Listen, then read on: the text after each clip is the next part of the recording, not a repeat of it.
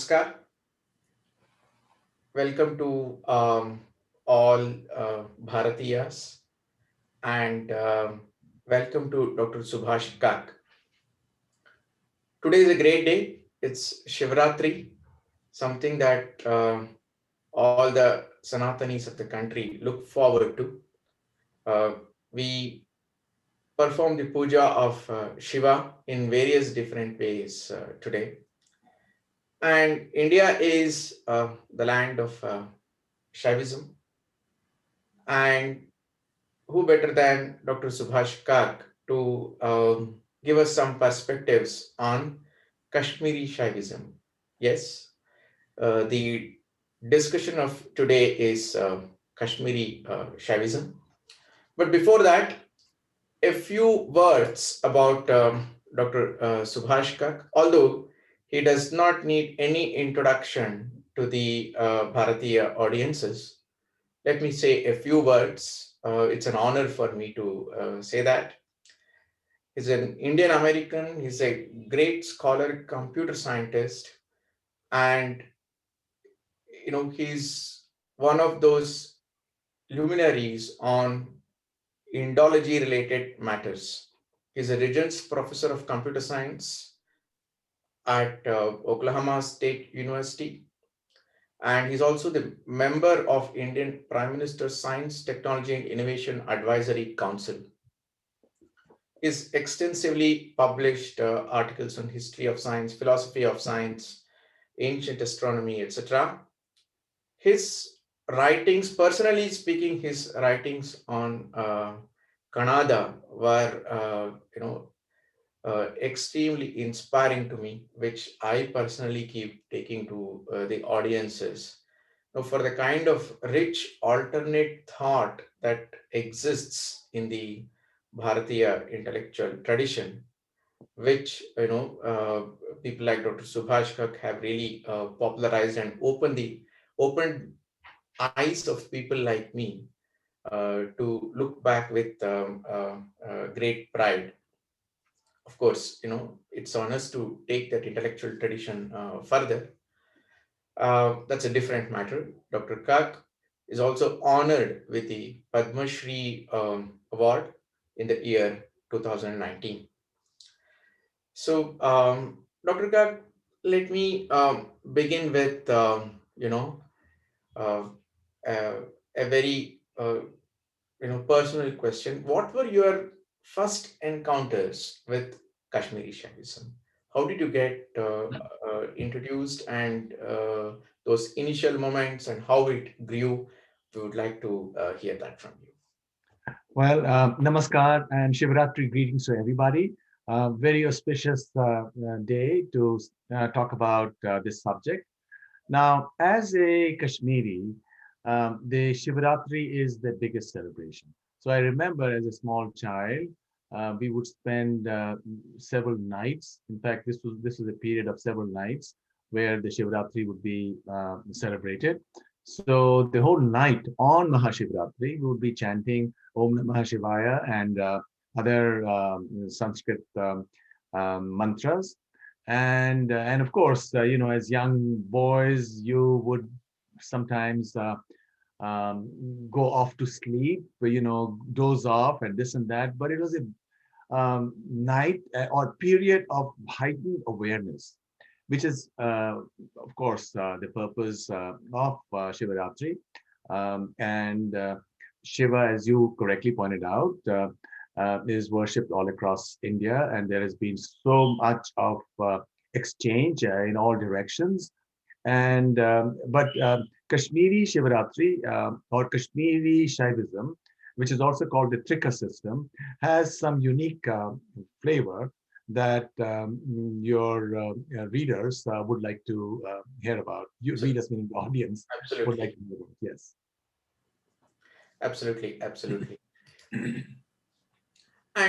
And while obviously being a Kashmiri and being in that environment, it's a natural introduction into Kashmiri Shaivism.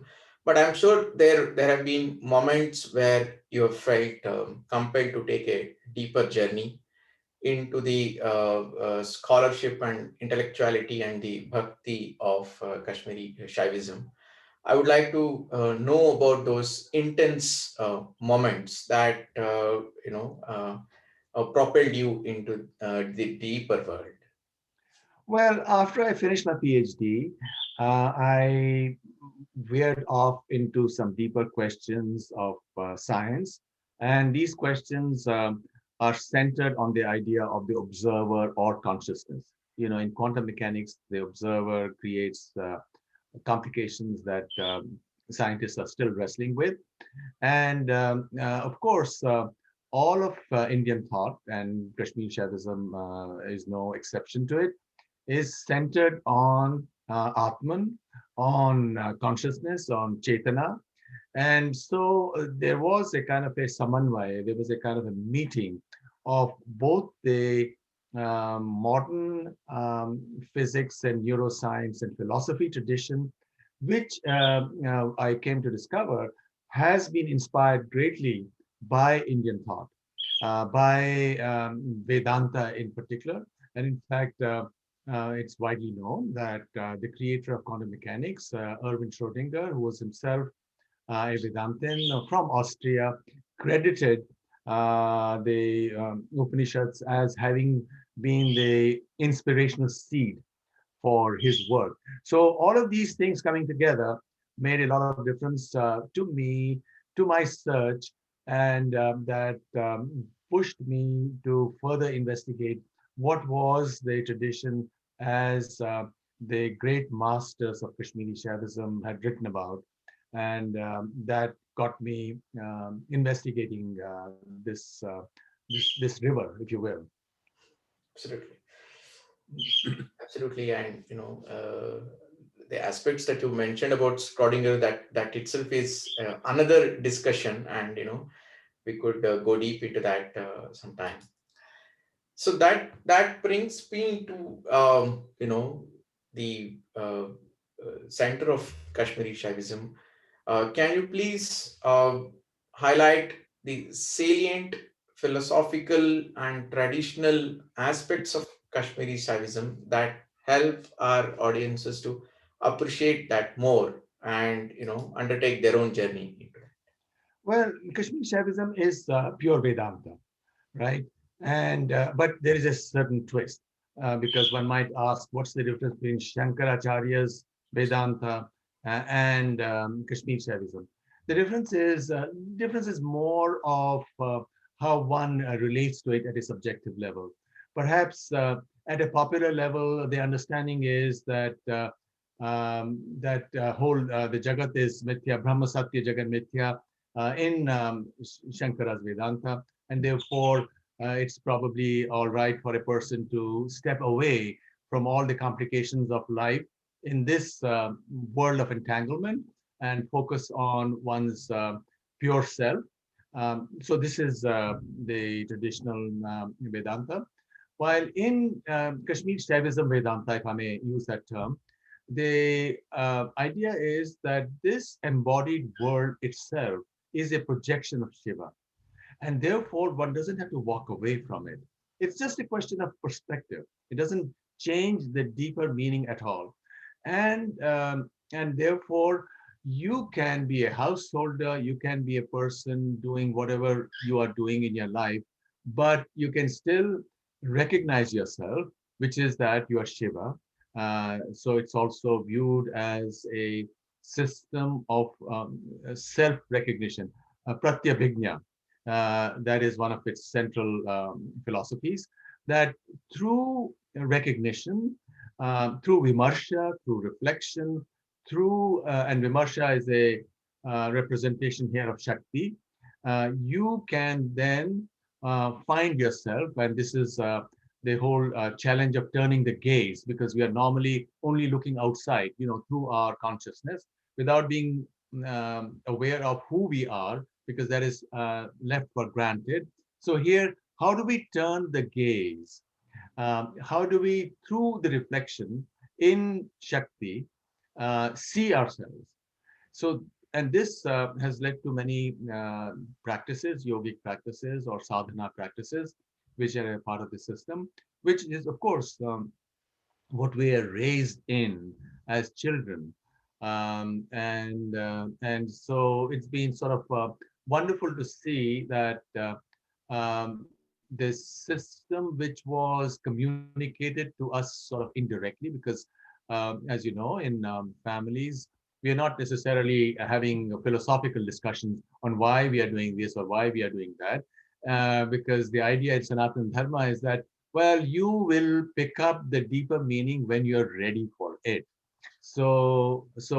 I found this coming together a wonderful experience. I should also tell you another thing, that the great master of Kashmir Shaivism, Abhinav Gupta, who wrote many, many books, including Tantra Loka, which is an encyclopedia of different tantras. Kashmir Shaivism is a tantric system, and tantra is the very structure of consciousness. Tantra from that perspective.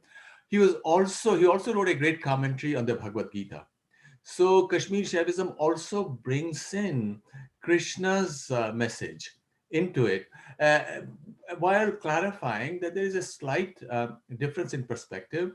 For example, Krishna in the Bhagavad Gita speaks about smriti, jnana, and apohana, right? That you discover yourself through smriti, and from where jnana arises, knowledge arises, and apohana is the covering that some of this knowledge gets under, which is why one doesn't know that Paramatma, the same Paramatma resides within each human being, right? Now, in Kashmir Shaivism, you have the same thing. Shiva is within each. In fact, each one of us is Shiva. But the sequence is slightly modified, that it is jnana first, and then smriti, and then apohana.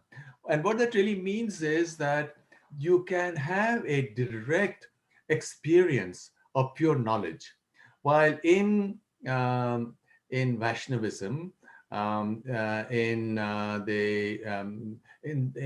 the teachings as in the Bhagavad Gita, you're supposed to go through the discipline. So Smriti comes first. Smriti, not just the Smriti of the Vedic system, Smriti in terms of all memories that constitute our inner being.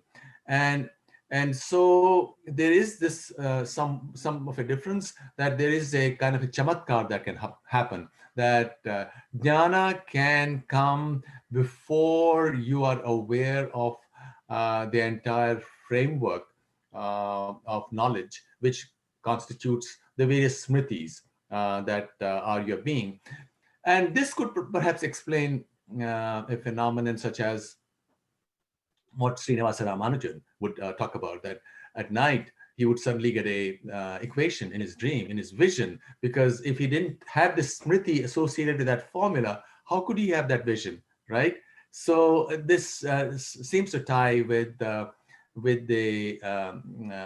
Shaivite view that knowledge can arise spontaneously because Shiva is within us, and as the covering goes away, because there are different coverings which limit our knowledge. There are 5 different coverings which are mentioned in the Kashmir Shaivite tattva system. In Sankhya, you have 25 tattvas.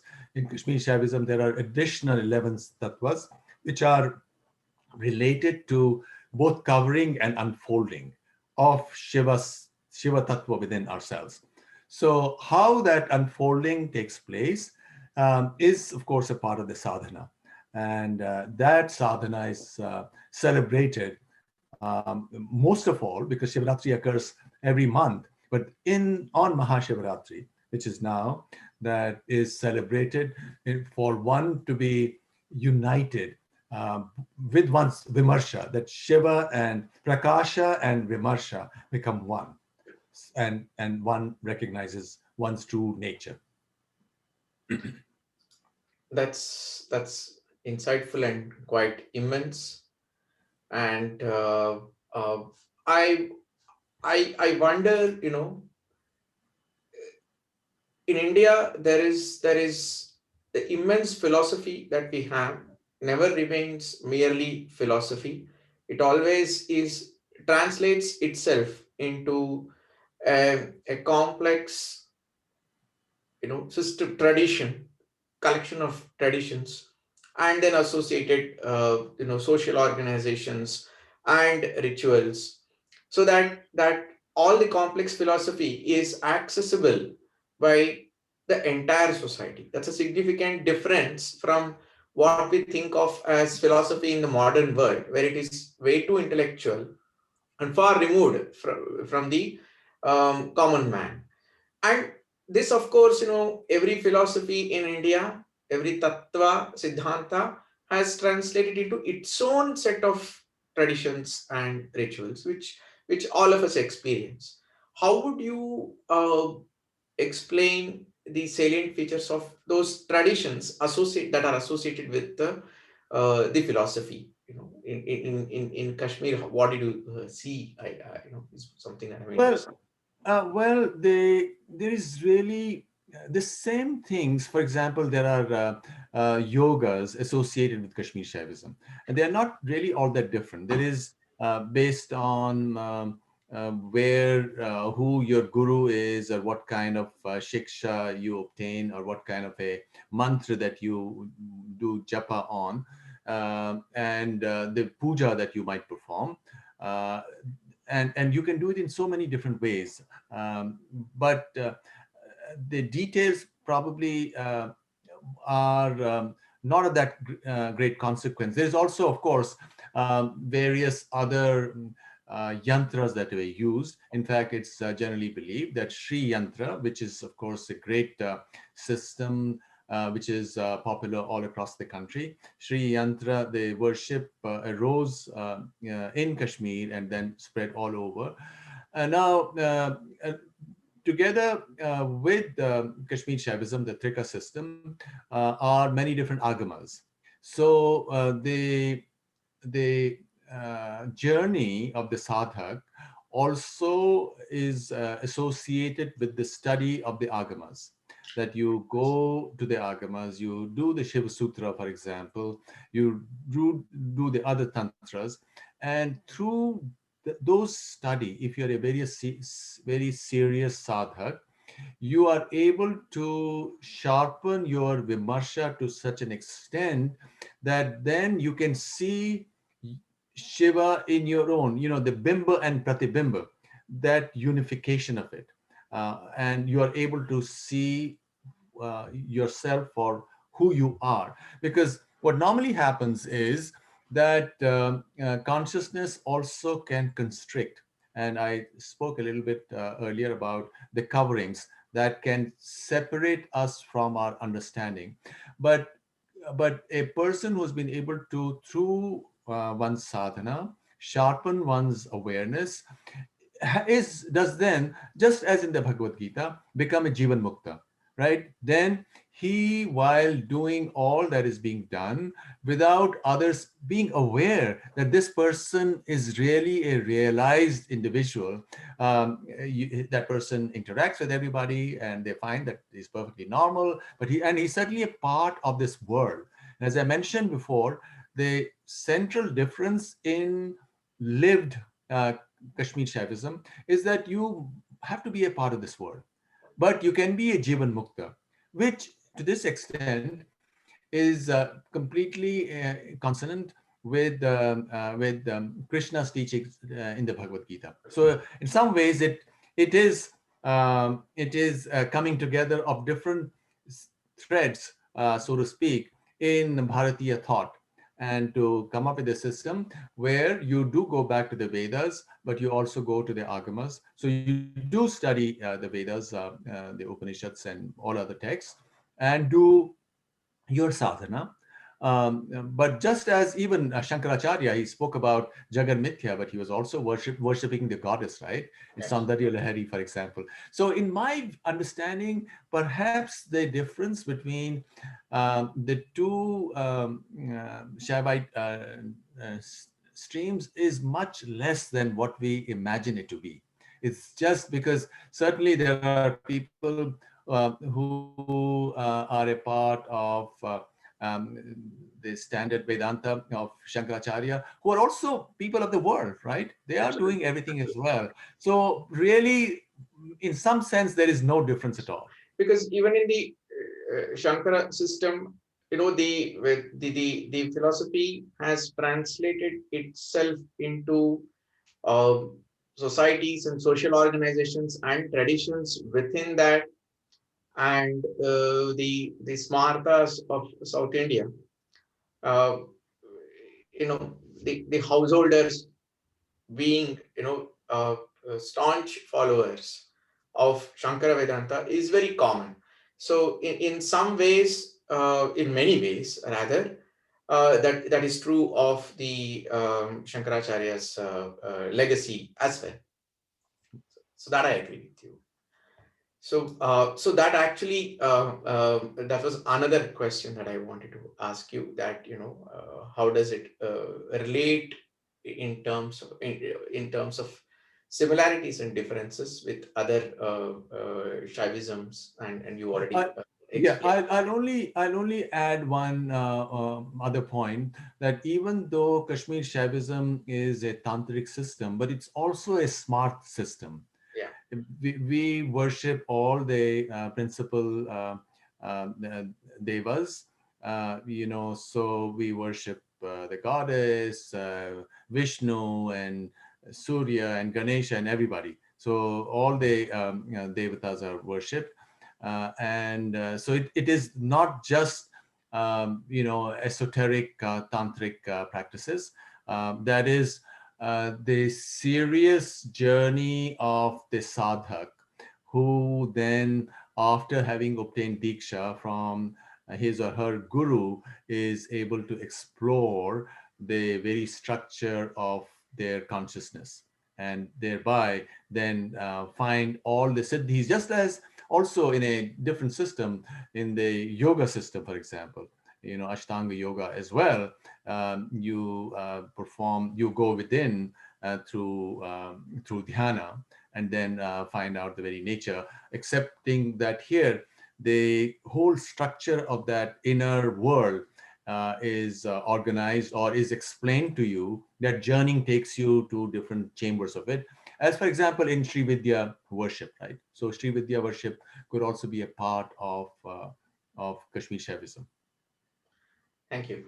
And in this South India, where Shankara Advaita is very famous, Abhinavagupta continues to be an important scholar, who is studied by the traditional scholars. Of course, the common man would have probably just heard and not very aware of Kashmiri Shaivism, but the traditional scholars continue to, study, and that familiarity and that engagement with Kashmiri Shaivism continues. So that brings me to of course we spoke about Abhinav Gupta, but there are many more scholars, then there are many more important persons associated with Kashmiri Shaivism, and Kashmiri Shaivism itself has important phases. So I just wanted to learn a little more into how the philosophy and the tradition has evolved, and how different people have contributed to it.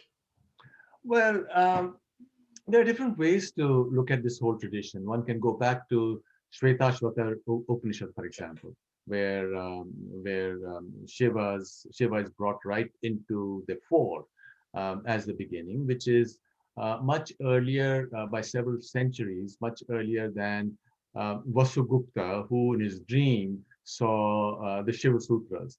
And after that, this is about 1300 years ago. And after that, you had Somadeva, you have Utpal Deva, then Abhinav Gupta in a direct line, and then uh, Kshemaraj. So there is these great masters who wrote, um, who did a vimarsha on the Shiva Sutras, and also wrote other texts such as the Pratyabhijna, Ishwar Pratyabhijna of of Utpal Deva and Abhinav Gupta's commentary.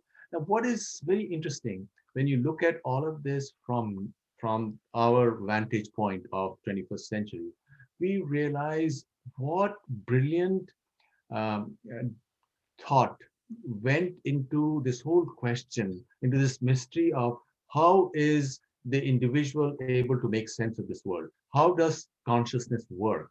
And the discussions in these texts by these masters um, presents all this in with the background of the Buddhist thought, who believed that there was nothing, and all the memories and experiences were separated by and sort of random or arising in a response to whatever the sensory input was, and of course the inner world of the individual. What Abhinav Gupta and others were able to do very beautifully was to show that you do need um, a transcendent consciousness to bring it all together, because even memories would not be possible. Your ability to connect to who you were in the past would not be possible unless there was something transcendent to your current self. Because according to Buddhism, you're just now, and then 2 minutes from now, you're another individual. And of course, you may have some continuation of experience. But then, how do we bring them together? How do we, as we change from moment to moment, still remain the same? Our bodies don't remain the same, but we still believe we are the same self. In a certain sense, the term, the idea, the image that one can use is that of a axis, and the skambha. There is the mention of that skambha in Atharva Veda, for example. There's this skambha around which everything changes, everything moves, and all that is moving is changing, but the axis is unchanged. Or in Shaiva Siddhant, for example, which is very popular in South India, Tamil Nadu, Sri Lanka, and so on, which is more dualistic. Uh, Advaita, Vedanta, and Kashmir Shaivism are non-dualistic, or Advaita. They are Advaita. While Shaiva Siddhant, you can you don't really become Shiva, but you can obtain that experience of Shiva. So there's a slight distinction there in terms of how you describe it, because as the Upanishads say, the deepest experience cannot be communicated in words. It's always para. And therefore, these distinctions that we see now or we talk about now are distinctions in relation to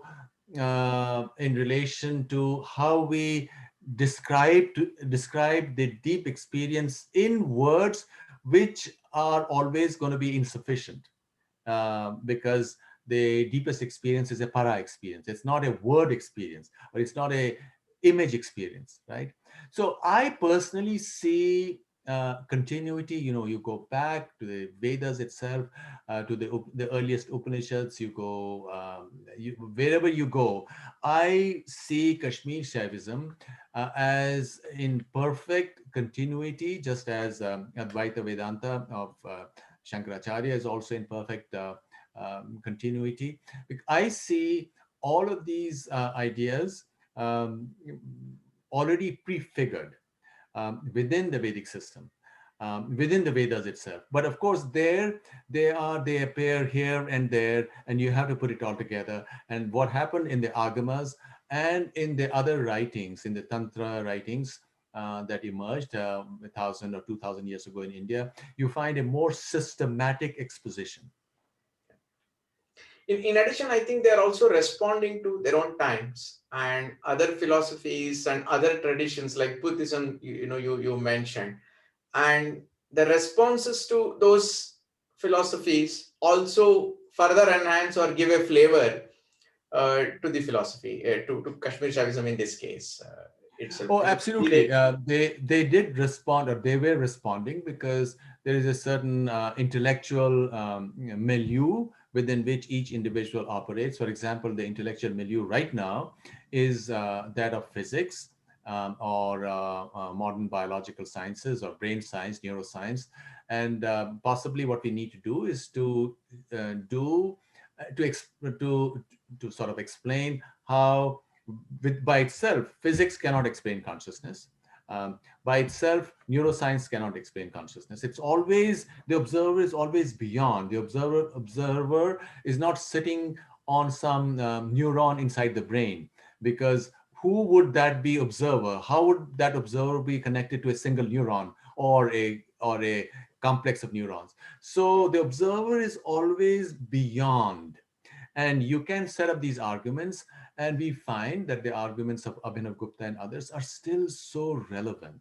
But all that we need to do, or at least in my own writings, I've tried to do it to a certain extent, is to foreground them on the contemporary scientific dialogue, just as Abhinav Gupta 1,000 years ago was talking with the context of the intellectual dialogue of its times, and also, of course, Bhartrihari with his mention of four kinds of languages: Vaikhari, Madhyama, Pashyanti, and Para. So, and I think that is certainly true even now when you're looking at theory of language, that language itself has limitations, ordinary language, and how do you tie it up in different intuitions or prajna through pashyanti, has to be associated with what the population at a certain point is familiar with. And for Abhinav Gupta, those were the arguments being presented by Buddhist philosophers of its time. And for us now, it's the arguments being discussed by philosophers of mind or by neuroscientists and physicists.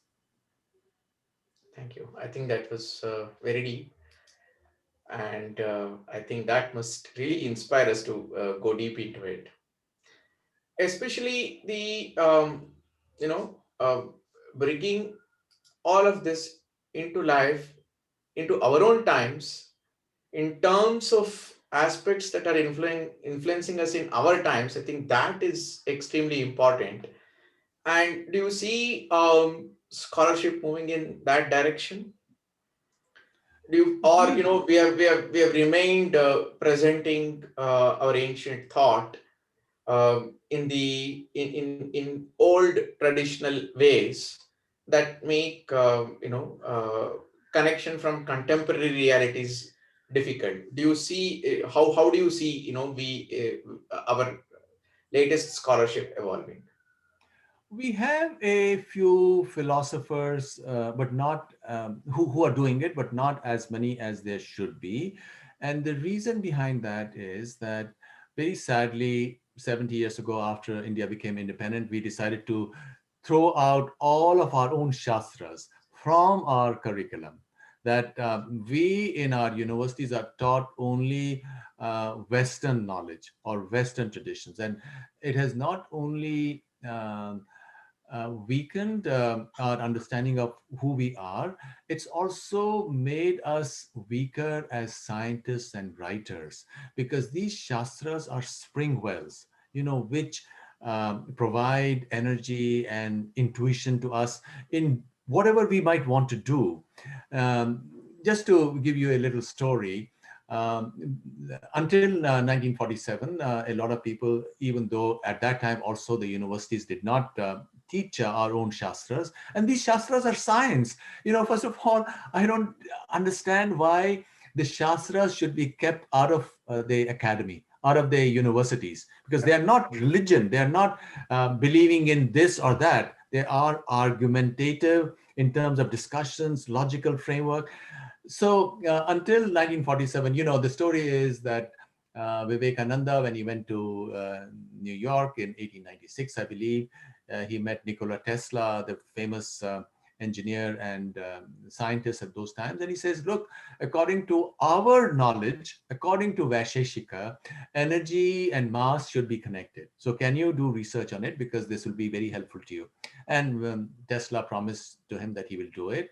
And then, of course, Tesla did not discover E is equal to mc squared, but the point is that we need to go from two different directions. One is when we are discussing Kashmir Shaivism or Vedanta or philosophy, we should bring in contemporary discourse and present it with the discourse in the background so that there is a enrichment of the discussion. The second is, if you are a scientist, the greatest scientists in the West also want to go back to the roots. They go back to the Greeks, for example. And the greatest scientists in the West also come to Vedanta. In fact, some of them, many of them, the greatest ones, have journeyed to Vedanta, to the Vedas, and been enriched by it and acknowledged it. But our own scientists have been prevented, first of all, by a lot of pressure in the media that all of this is religion, all of this is sectarian. This is universal science. uh, Consciousness is the deepest scientific problem that there is, and this is what the Vedas are all about. This is what Vedanta is all about, whether it is Shankara's Vedanta or Kashmir Shaivism Vedanta or the other different practices, or if you are whether you are a Sri Vaishnavite, right? You're a Sri Vaishnavite, which is also Vedanta, which is also a tantric system, which goes into the very heart of it, as I think it is Skanda Upanishad, he said, which says that Shiva and Vishnu are the heart of each other. They are just names for the same reality within us, right? So all of this comes together, and all of this coming together not only rejuvenates India, because India needs to be, or Bharat needs to be born with each generation, for each generation, but it Absolutely. becomes the message for the entire humanity. All of humanity is looking for answers, the answers to this question of what is consciousness.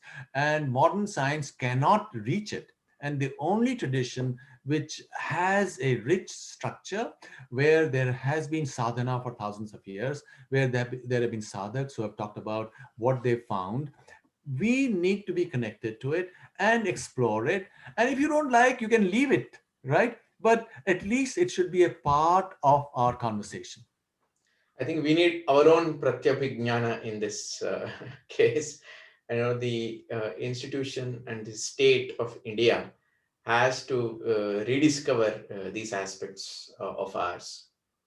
Hope this Mahashivratri will become a turning point in our lives. Uh, that brings me to a very interesting point that I read, but that I do not understand sufficiently.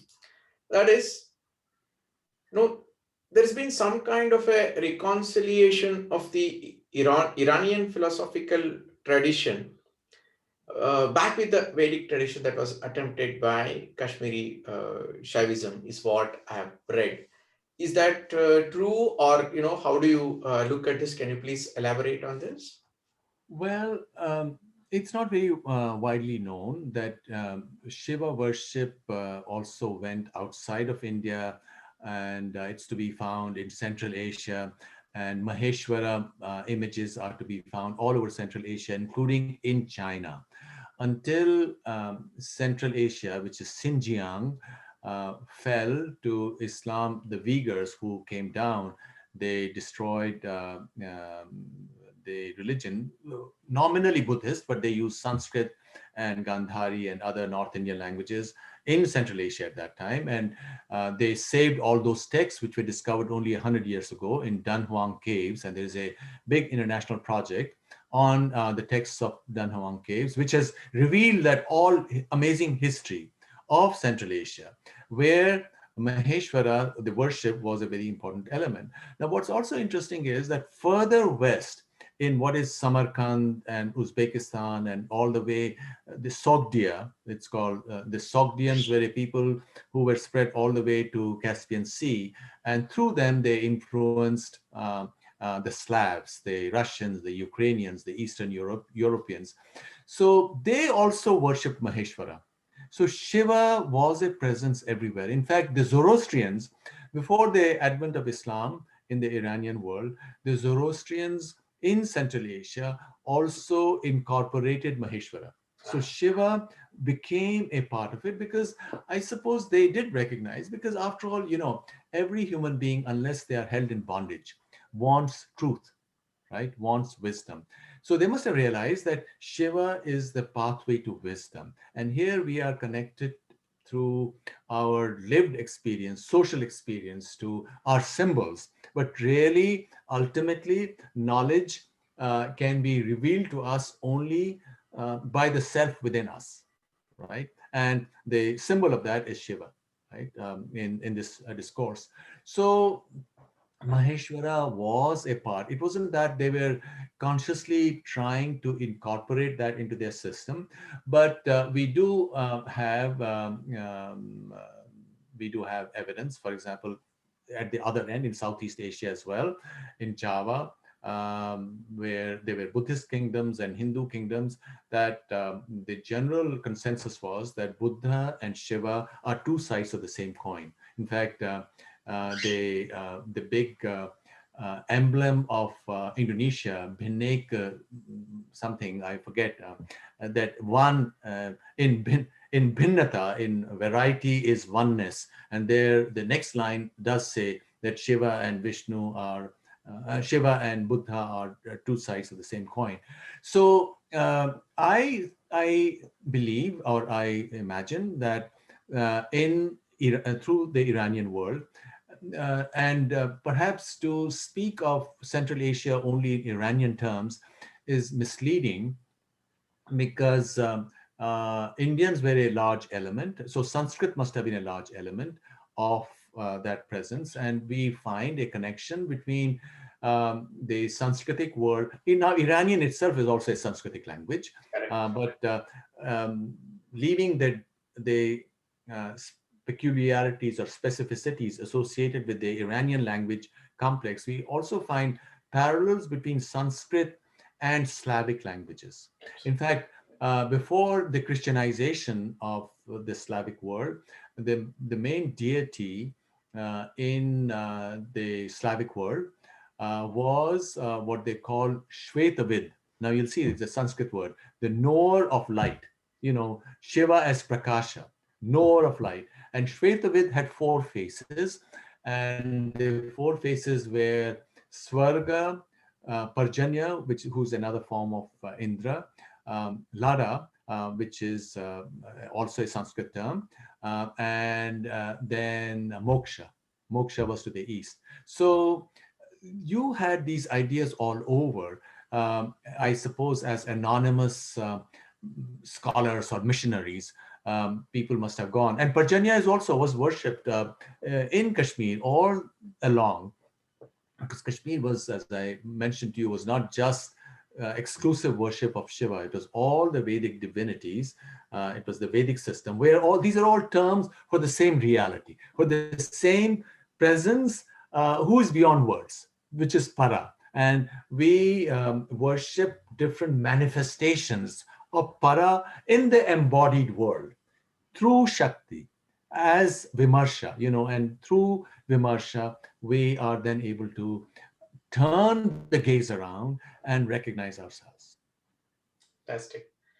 I think this is an aspect that many of us are not very well aware of, because we know how Buddhism has gone from India and into different parts of the world, and how it has evolved further over there. But Shaivism, Kashmiri Shaivism, and then things going out of India and then coming back to India in different forms, and which means there has been significant engagement throughout, even if things moved out. In Right. fact, Let me just add one small point, that the Buddhists themselves viewed Buddha and Shiva as in a kind of a dual manner, because Buddha is working upwards. You have the five koshas working upwards, trying to understand reality. Of course, there was an intellectual tradition within Buddhism which spoke about that there is not an Atma, the Anatma doctrine. But that's not necessarily Buddha's own belief, because on his deathbed in the Mahanirvan Sutra, Mahaparinirvan Sutra of the Mahayana, Buddha speaks about what persists after the body is gone, which is, of course, the idea of Atman. And so Shiva, uh, as in that triad of Jnana, Smriti, and Apohana, right? In the Shaivite system and in the Vaishnavite system of Smriti, Jnana, and Apohana, as declared by Krishna. So the Maheshwara is up, down, through intuition coming down. And Buddha is through smriti, which is in the popular Western term now being called mindfulness, through smriti, through meditation and words, going from bottom up. So really, the deep thinkers recognize that, and the deep thinkers in Kashmir, and it's not just a question of thinking, the deep sadhaks realized that these were two sides to the same journey. And depending upon one's own predilection, one's temperament, one might want to go one way through smriti further down, or the other way from through jnana as first, through chamatkar as first, and come down. And in that sense, Shiva, and on Mahashivaratri day, we should remind ourselves, Shiva has exercised this extremely powerful influence all over the West, through the Sogdians who did worship Maheshwara, to the Slavic world and beyond to Europe, and also through the ship route from South India to Greece and Rome, because we have evidence of those connections, very deep trade connections, and also to the east, through from dhyana to chana to zen in Japan, where again the whole idea is of Shiva. You want to go beyond paradoxes and dichotomies to the deeper presence, who is Shiva. Fantastic. I think there is so much that we do not know. Even as we think we know, Buddhism, you know, its forced separation from the Vedic system and the Vedic society has made it very difficult for us to know these aspects of it, and that is, it's important that these aspects are also foregrounded. Well, I think what happened was that these Western European scholars, they were, with their limited understanding or intuition at that point, they saw everything as divisions, while that was not necessarily the way we ourselves saw all these traditions. See, for example, they said here, Vaishnavism and Shaivism are two separate religions. They even use that term. But now look, you have Abhinav Gupta, who's also a master Vaishnavite, who's written this great commentary on the Bhagavad Gita, and he's also written on the Shiva Sutras and Pratyabhijna and so on. So in India, the greatest masters saw them as one, and Buddhism as well, while because of the weakness of the Indian um, academy, sadly, which is why we have needed new initiatives like the Indic Academy, weakness of the Indian Academy, where the Westerner wants to divide as much as he or she can in order to control, and then say, hey, I'm the go person to tell you what is right and what is wrong, because there is prestige. It becomes a whole question of power, how to wield power. So the It's Western tradition is about wielding power and not about understanding. So thank you so much. So I was just saying that you know Dr. Kak, you were referring to the situation of academics in India, and you made a very key point on the tendency of India. Even if we classify, we tend to integrate after classification. This is the perspective of class. Otherwise, in India, you can see taxonomical orientation to be extraordinarily high. Like you mentioned about para pashyanti madhyama vaikhari. I mean, that kind of a perspective on language is totally, you cannot find anywhere. But there is an integration. Similarly, even when we kind of classify different aspects in the society, we tend to look for what is how do we integrate. Whereas, what we have learned in the last 250 years is to classify and create and see as much chasm and as much distance between two that is not reconcilable. But and then somebody else steps in to arbitrate and manage and gain control. So it's clearly a control project, so that we need to overcome. That's a very important point that you made. And I think studying philosophies such as Kashmiri Shaivism will help us appreciate how, in spite of having a separate entity, there is a connectedness with you know diverse philosophies around at that time. So I think that perspective itself, apart from everything else, that orientation towards life itself is very interesting. So that brings me to the last point of discussion for today. Uh, how do you think the philosophy impacted history, and how do you think it impacted life in general?